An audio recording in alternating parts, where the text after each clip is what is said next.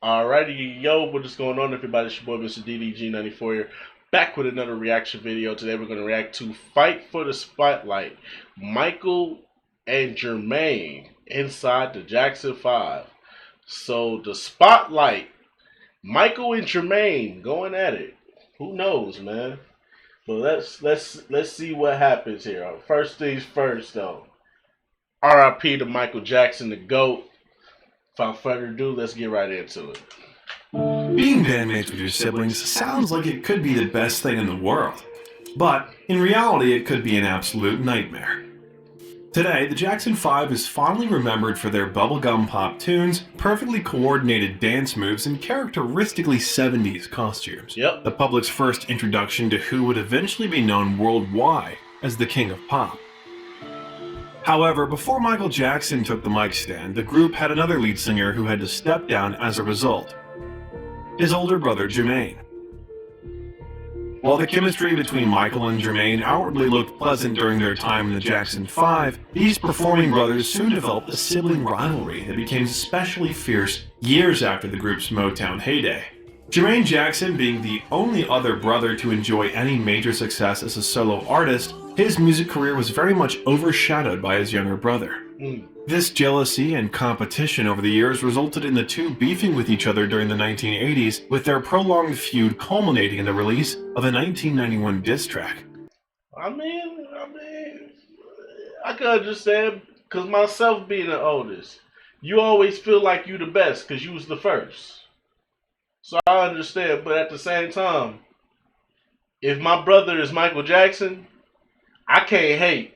The brother got it. It's in him. I can't deny it. If anything, I'm going to use him to get myself to the top.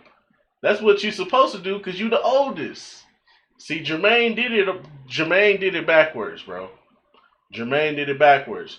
You're supposed to let the little brother shine. Then once he on top, you come in. And you like, yeah, hey, man, help your big bro out. And then after that, you know what I'm saying? That's how you're supposed to go.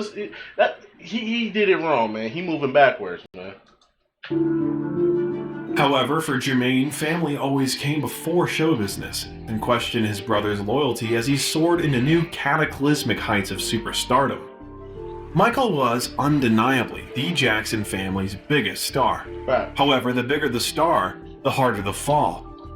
And as Michael faced allegations, numerous attacks, and career takedowns, Jermaine remained the sibling that most often and most consistently came to Michael's public defense, leading all the way up to his untimely death in 2009 and beyond. Here's the story of the complicated stardoms, musical rivalries, and family dynamics of Michael and Jermaine Jackson. Here's the detail. Early days. Jermaine LaJohn Jackson was born on December 11, 1954 in Gary, Indiana. He was the fourth child of parents Joseph and Catherine Jackson. While his father worked long hours as a crane operator at the local steel mill, Jermaine and his brothers, Tito and Jackie, secretly practiced songs using their father's prized guitar. One night in 1964, after Tito accidentally broke a string on his father's instrument, the trio were forced. You broke Papa Joe's string? You broke Papa Joe's guitar? I could already imagine what happened in that scenario. You broke Papa Joe's guitar? I can already imagine what done happened.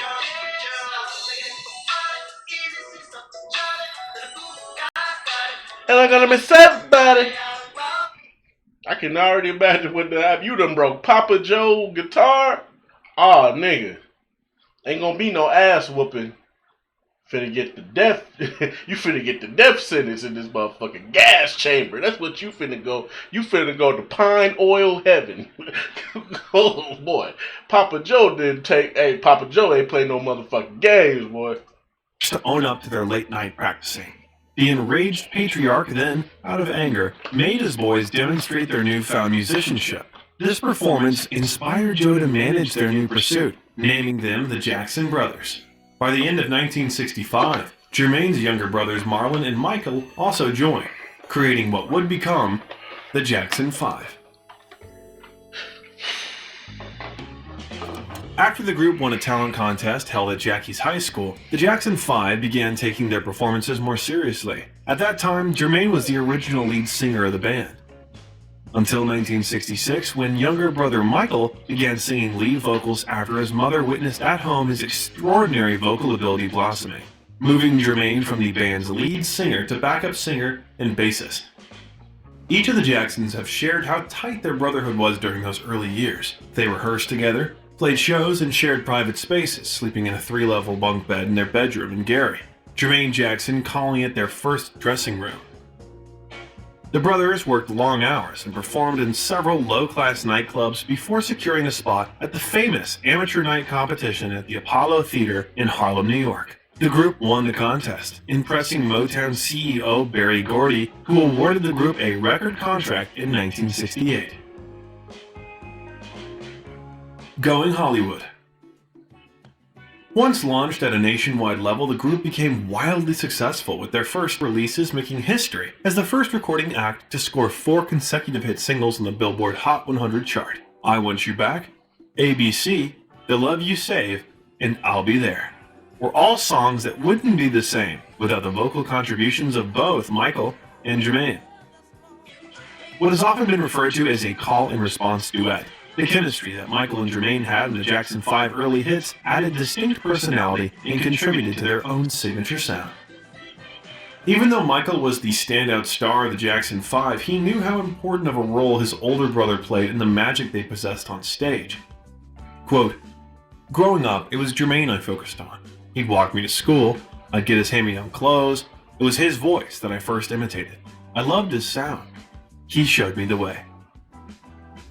In more recent years, Jermaine has shared his and Michael's very close bond in their early years of fame and success. They often shared a room together with their father Joseph next door. He wanted to keep an eye, or an ear, out for his 2 lead singers. Quote, "Michael and I seemed to spend all our downtime together in those days, and the bond between us was sealed tight. I cannot remember an argument or a fight in our childhood. Michael looked up to me, I looked out for him. On stage, he was always to my right. In hotels, he was always in the bed to the left. If I couldn't see Michael and know he was okay, I didn't feel at ease." So when did this so-called rivalry between Michael and Jermaine come from? Well, it most likely started with the Motown press department and then was fed to industry media outlets as a device to promote the band. The Jackson 5 and their latest record wasn't the only thing marketed towards their young female devotees, but fans were encouraged to get to know the brothers as individuals. Who's the funny one, the sporty one, or the more intellectual one? It seems to always be the case that band members are compared against each other. What special sauce does each member bring to the collective? Of course, fans would have their favorites, which would often incite heated debates on school playgrounds, only stirring up more interest and enthusiasm for the group and its members, but for different reasons. Some may have loved Michael for his cherubic smile and energetic performances, when others may have been drawn to Jermaine for giving the band a more mature edge in his status as a teen heartthrob. The Jackson 5 was a musical act, but they were more importantly brothers. And just like all families, rivalries and competition between siblings can form seemingly out of nowhere, without the encouragement of outside influences, whether in the form of music executives, fan magazines, or opinion polls. The record label was just as much as the public crafting a rivalry between the brothers, starting with their first solo albums. Michael and Jermaine's solo projects were created to contribute to and strengthen the overall Jackson 5 brand. However, the press was quick to create a rivalry, asking each of them during interviews how it felt to now compete on the music charts. As early as 1972, news reporters were asking Michael when he was planning to leave the group and start a fully realized solo career. You just issued a single record on your own, not with the rest of the group. Now, sometimes when that happens in a group, everybody says, he's going to leave and go off on his own. Is that what you're going to do? No. Why did you issue that single on your own? Well, then they, like they put out a single, like, one record, then they'll put another one out. It's all got to be there. But what the media presented as a rivalry between artists was likely no more than healthy competition between two naturally determined brothers. As lead vocalists in the group, Michael and Jermaine were the only two to launch their own solo careers while still members of the Jackson 5. Like Michael, Jermaine even had a hit with 1972's Daddy's Home, a cover of the Shep and the Limelight song.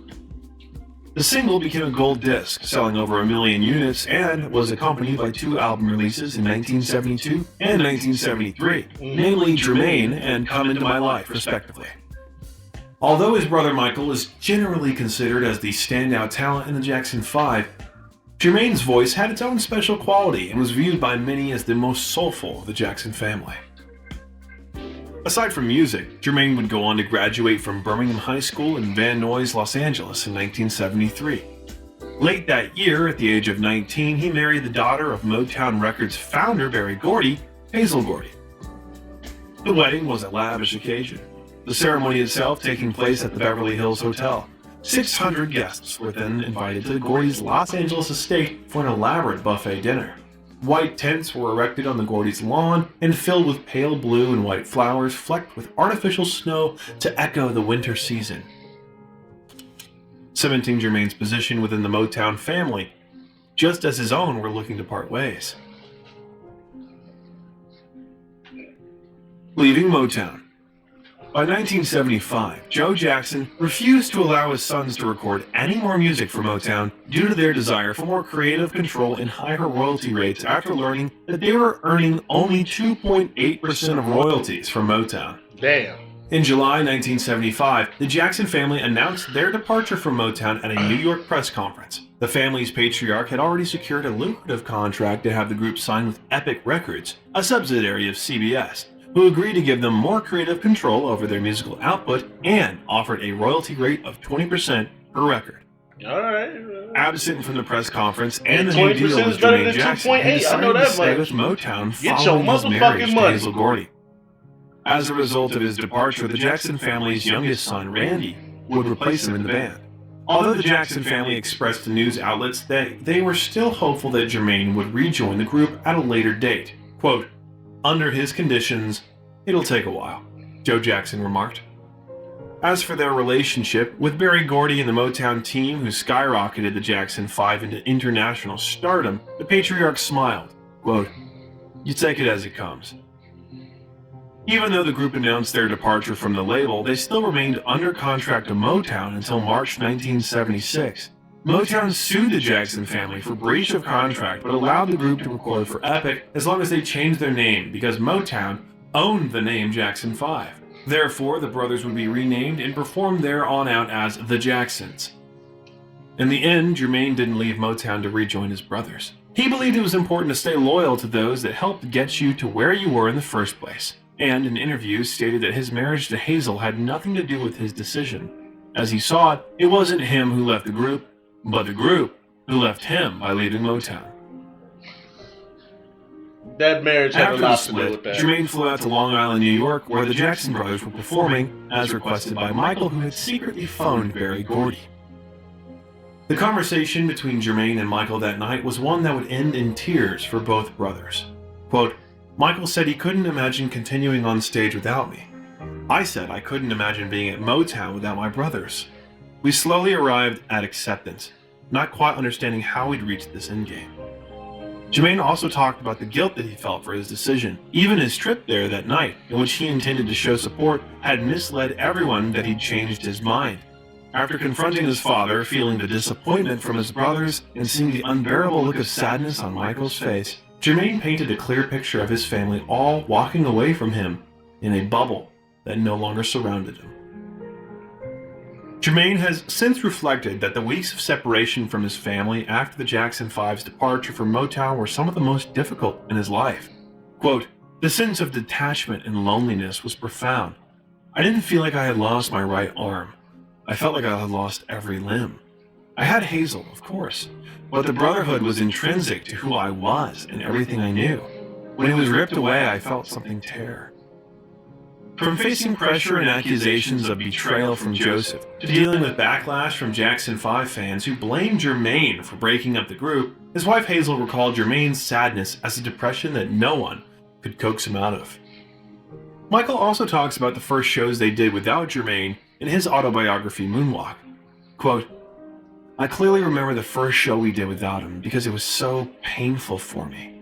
Since my earliest days on stage, and even in our rehearsals in our Gary living room, Jermaine stood at my left with his bass. I depended on being next to Jermaine.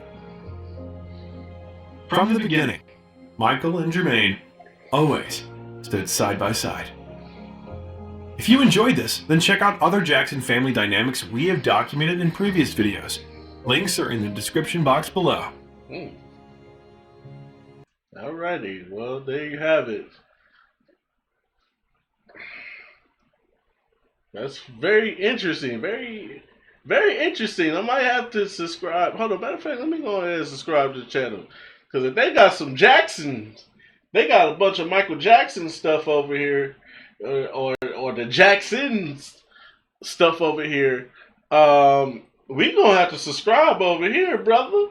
You know, we done got a good chunk of Tupac stuff out the way. We done got a little bit of, you know what I'm saying? You know, you can never go wrong with Mike. Hey, Mike is, just like Tupac, Mike is a very interesting person to want to get to know, man. So, yeah. Hell yeah. We definitely going to be over here getting some Michael Jackson content. Yeah. But anyways, let's just go about do it for this one. Let me know what y'all think down in the comment section below. I'll get back to you till then. Peace out.